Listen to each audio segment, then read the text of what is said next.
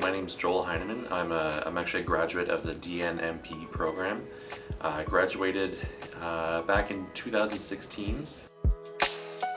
I can't remember the exact year, but I remember coming in for an open house that SAIT was holding. I wasn't sure what I wanted to do. I was considering radio broadcasting, graphic design, a lot of other things. So seeing the open house kind of helped narrow things down, and I really kind of figured out like this is the program that I wanted to take part in.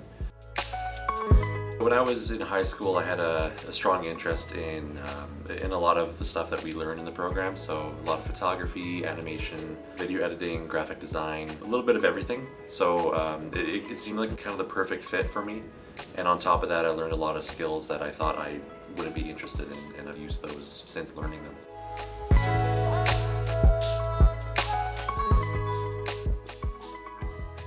In terms of like industry knowledge, it was like pretty light. I didn't really understand what kind of went into these types of jobs and these types of skills. But I had a lot of skill with Adobe software, so using Photoshop, and at the time it was called Flash, but it's Animate now. So using those programs specifically, it was nice to see those come back because I was familiar with those. So that kind of gave me a bit of an edge, but I also learned a lot more with those programs that I was familiar with. So things have changed a little bit since I was a student, but just hanging out in the atrium is just a fun place to hang out. Maybe like people watch or study if that's your kind of thing. You don't mind the noise. And occasionally there's a lot of things going on in the atrium that are really fun to kind of take part in.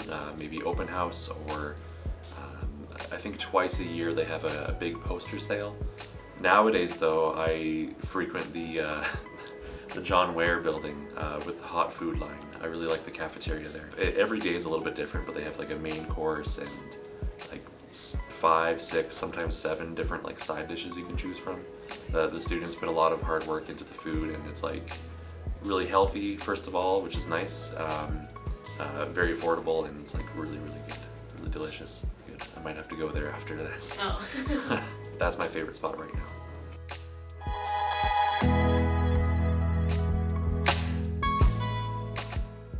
I think having a lot of spare time is kind of important for something like this. If you have the time to work on an assignment, then obviously that's what you want to have.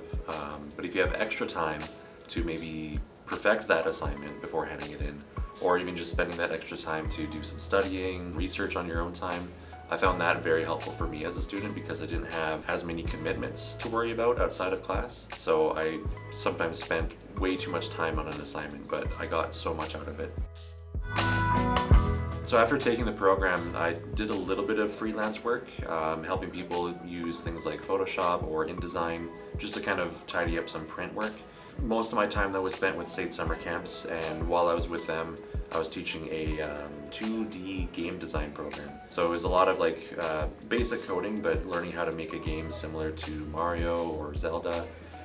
So I did that for a few summers in a row, and that was pretty successful, to the point where I was doing that for continuing education, which is basically like a micro-credential. So with that, I was teaching students, pretty small groups, but some of the students were as old as like 40, 45 years old. So that was pretty interesting. I hadn't had a student that old before. So that's kind of what I did immediately after graduation. That's a good question, because I didn't really have any goals per se. So going into the program, I was a little bit lost, kind of needed that direction.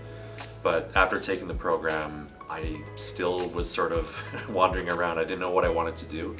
But I found in my second year, I started working as a peer tutor because I had some recommendations from my instructors to take on that role. So working as a peer tutor, it kind of helped me realize that, yeah, I know a lot of these skills, and I know how software works and so on. But I also had, I guess, a good method of like explaining that to my classmates. So I was helping out a lot of classmates with assignments, and then working as a tutor, I was helping out first years. So that sort of pushed me in the right direction of like working as an educator. So although I don't have like traditional industry experience, working as an educator with the program kind of helps my skills and sort of keeps me like in the know and kind of in the loop about what's happening. Yeah, it's kind of a weird answer, but in the end, like after taking the program, I didn't want to pursue like an industry job. I wanted to be an educator. For me, I consider myself kind of lucky because I just befriended the right people within SAIT, and they just had the perfect position to kind of put me into where I am today. In terms of like outside of education, I think it's a little bit more of a struggle for some students. Getting like portfolio work is kind of one of the major things that you need to focus on. So making sure you can demonstrate the work that you're capable of doing, and then also communication skills and applying for interviews and applying for jobs and so on. That's when the communication skills really come into play. With today, post-COVID, doing online interviews is more of a common thing. That does make it a little bit easier for a lot of people, which is nice. But I guess there is still that requirement of like being able to communicate effectively and on time and show your skills through a portfolio. It's, I guess, some words of encouragement or some words of direction maybe for students who are about to graduate.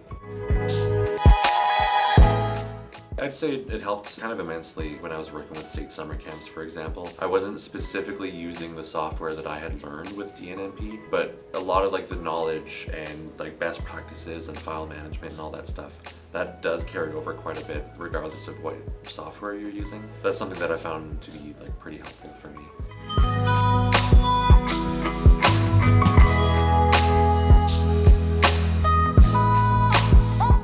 Due to the nature of the program being so kind of like widespread across all these different fields, it does benefit a student in the way that they can kind of dive into specific areas of interest with the knowledge that they already know. For example, they could be maybe like a print technician or a graphic designer. Maybe they're editing video or doing animation, 3D modeling, web design. So there's a lot of range there, which is nice. With the right dedication, you can really like hyper focus on one area and really kind of hone that in the later semesters of the program. Yeah, as long as technology is evolving, so will the program and so will the students and the curriculum. It's all dependent on how we evolve like as a society, which is kind of cheesy to say, but as long as the technology is improving, there will be a need for people in the industry. Even in like the realm of AI, for example. Some people argue that it's making things easier, but at the same time, it's creating more opportunities for people to work on that type of thing. It's always kind of branching out in a lot of different ways. Not to kind of sound like too similar to the previous question, but it is really kind of reliant on the technology. Without the technology, we wouldn't have the program to begin with. So as long as people are kind of like keeping up to date with what's happening and what's changing, then that's what's really going to give them the edge over this whole industry.